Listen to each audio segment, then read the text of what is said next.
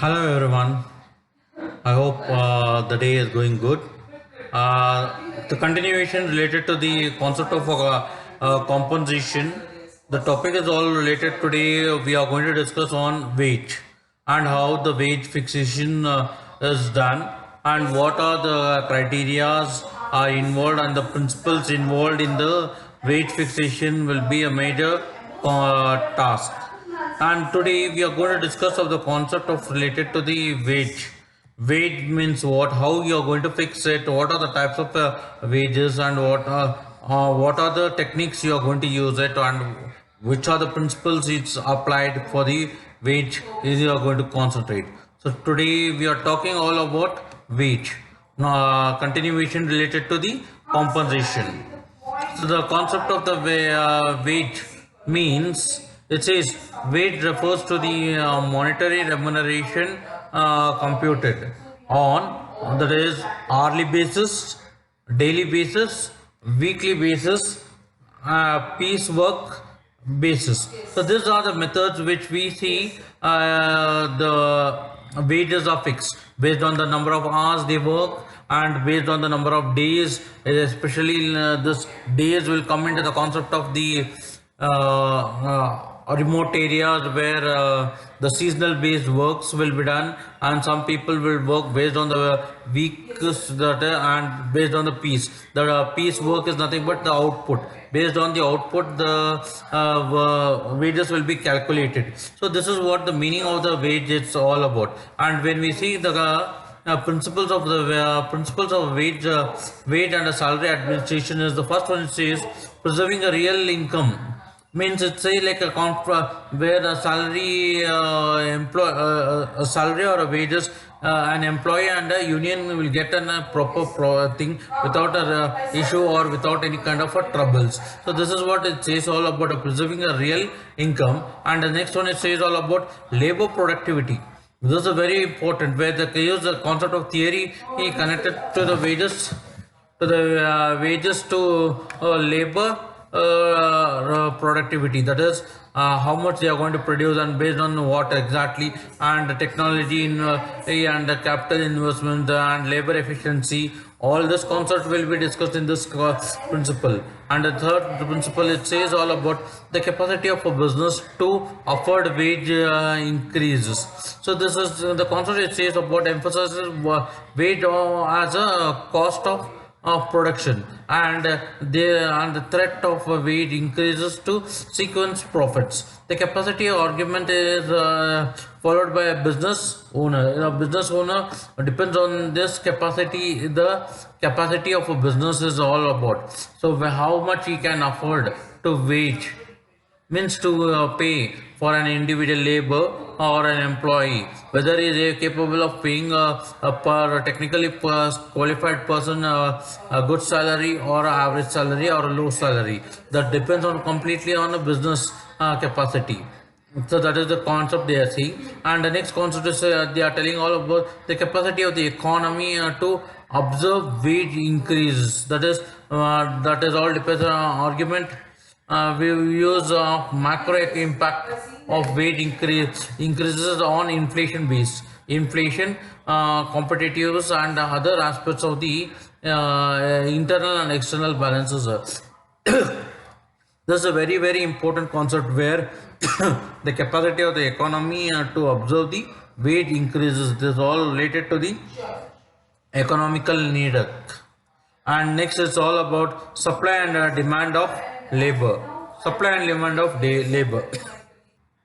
The supply and the demand of labor, it says all about the labor market condition or supply and demand forces cooperated at the national, regional, and local levels, and determines organizational wage structures and levels. So this is what they say, the structure based on the organizational structure and the level of that particular employee. If the demand of for a certain skills and the supply are low, the results is a rise in the price to be paid for the skills. This is what they say. And the next principle is all about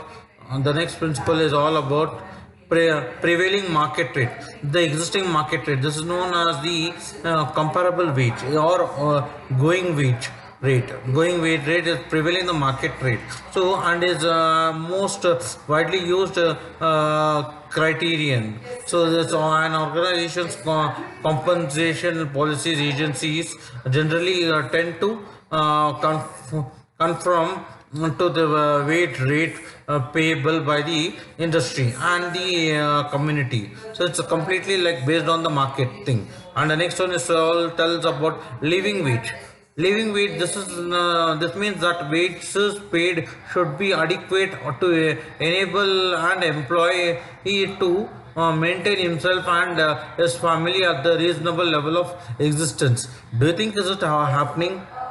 Can you find the living wages is happening in the present era, in the market conditions where it's completely different? We what we earn, that is the income and the expenses, it's not balancing at all, and we can't even see a concept of surplus where income expense will be more than the income. This is the present market condition. The concept of this principle is little I don't accept it, where living wage is not satisfied by every employee, by every employee, by the organizations or by the employer. So the satisfaction of living wage is really a tough time for an every organizational.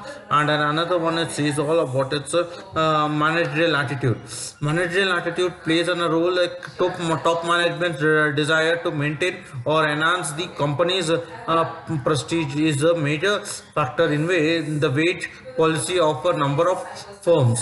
So it says also desires to improve or maintain a moral or to attract to high caliber employees, to reduce turnover and provide a high living standard for employees at as possible also appear to be a factor in management's wages policy decision. So this is the concept that says all about managerial attitude, increasing the life increasing the standard of living is, yeah, agree, it's required, but the concept of the living wage also to be concentrated. But this is the principle which says when you administer the concept of a wage and salary, you need to concentrate on all these factors.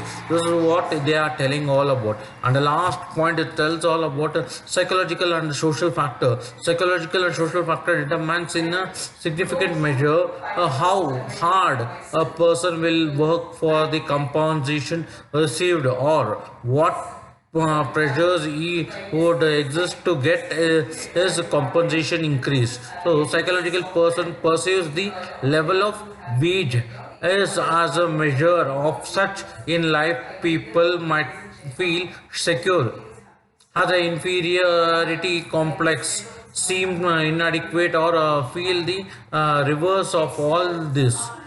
This is what is psychological, and where it's sociological it says, and ethical we see people feel that equal work should carry equal wages, that wages should be commensurate with their efforts, and they are not exploited, and that no distinction is made on the basis of caste, color, sex, or religion.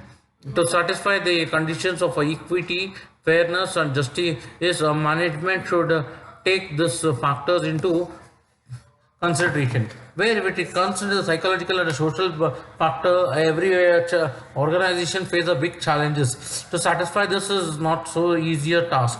To satisfy this, the company have to concentrate each and every individual's the key aspects and the requirements all. So it's a very difficult task for an HR to concentrate on this particular task.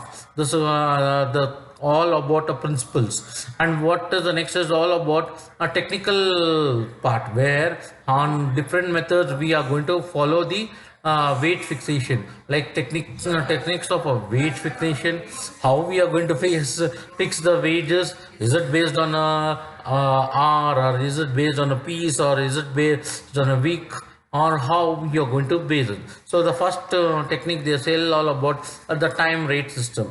The time rate system, it works like where the workers are paid on the basis of the time spent by them in the factory.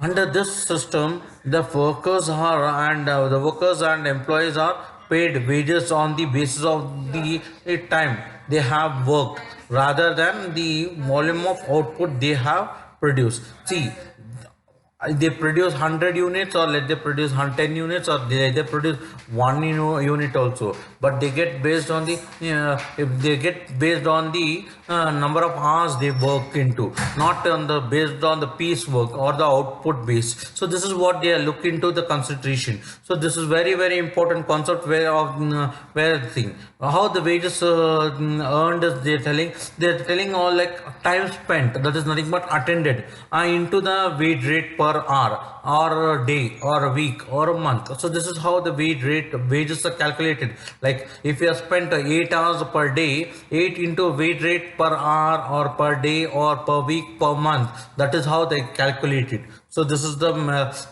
formula what they use in this the time rate system. And also it says the advantages, like the time rate system is simple to understand and easy to calculate. Means it says it's very simple to understand and easy to calculate. Yes, it's very simple. The number of hours you work per day, that is matter. If you do any additional hours, you get additional hours also to be paid. It's not like free.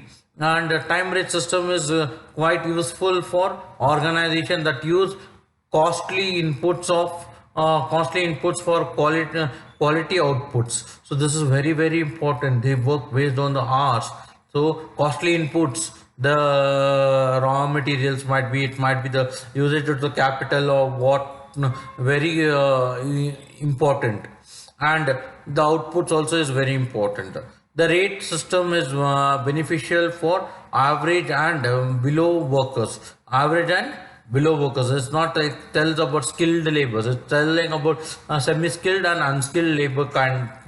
And the time rate system shows regular income and creates the feeling of economic security among the workers. You are sure per day you can work this many hours based on the hours and based on the days or based on the week or a way month, you get this particular fixed certain amount. This is what they are telling. Fixed certain amount is paid to an employee or a worker, we call it as. And next it says all about time rate system does not discriminate the workers and is preferred by trade unions. See, they say clearly it doesn't discriminate. It doesn't give any kind of issue or a trouble to the workers, and also doesn't make any kind of issues in the trade unions. This is the advantage. Where we see into the disadvantages of a time rate system, it says all about first disadvantages says all about is time rate system does not help in increasing output and improving efficiency, as there is no correlation between effort and reward. They don't when it comes to the concept of a time rate, only they calculate as the correlation between effort and reward. Sorry, they don't see this effort and reward. They just see their concept of time rate. Only what you see, how many hours you work. They doesn't see how much effort you put and what is your reward. Nothing. Time rate system is not justificable between efficient and inefficient workers, unskilled and unskilled workers, just because they just get the salary based on the time they work. They doesn't categorize or doesn't factorize the skill, semi-skill or unskilled, all. And time based system pays for idle time, which increases the cost of production. Yes, even if you sit half an hour in 1 hour, half an hour if you sit idle, and you another half an hour you work, you are paid for the 1 hour completely. They are not going to do any reduction based on the output or anything. So that is what it says is and also it impacts to the cost of production of the organization also. Time rate system encourages go slow tendency among workers during working hours and encourages them to work overtime. Means they spend major time and they try to spend in another time that they want to work. So that overtime work is very, it is a costly, it's expensive for the organization. That is what it says all about the disadvantages of time rate. And the second type of the rate is nothing but the piece rate. The piece rate system is that system of a wage system in which the workers are on the basis of the units of output produced.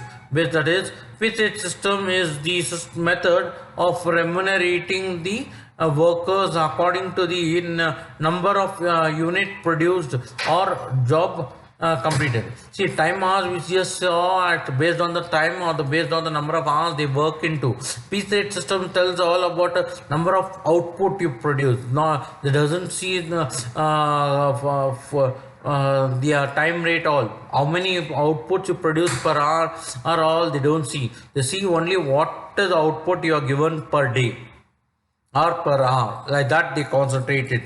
And they also say it is also known as a payment by a result or output. This formula, the first formula, it says all about total wages earned is equals to total units of output produced into wage rate per unit of output. Say if you produce 10 units in a company or a manufacturing company, 10 units, for 1 unit you get 20 rupees. 20 into 10 is 200 rupees for a day. So based on the units you get a wage. And or the another kind of formula is total wages earned is equals to output into piece rate. Output, what is the output? If it's output, if your output is 100 and the rate is 20, so then 20 into 100 is nothing but 2000 rupees per day. That's all depends on how you produce. That is the output calculation. The advantages of this, it says all about piece rate system pays wages according to the output produced by the workers. It encourages efficient workers. Second one says piece rate system helps to reduce idle time. Right now, if you produce more, you will get more. So in that concept, many people try to work on it and they don't try to be an idle in sitting and wasting our time. And piece rate system gives incentives to the workers to adopt a better method of production for increasing their production and earnings. Means it's kind of a motivation where giving incentive is nothing but giving a motivation for them to work on it. And another one that says all about a piece rate system helps the management to determine the exact labor cost per unit for submitting a quotation.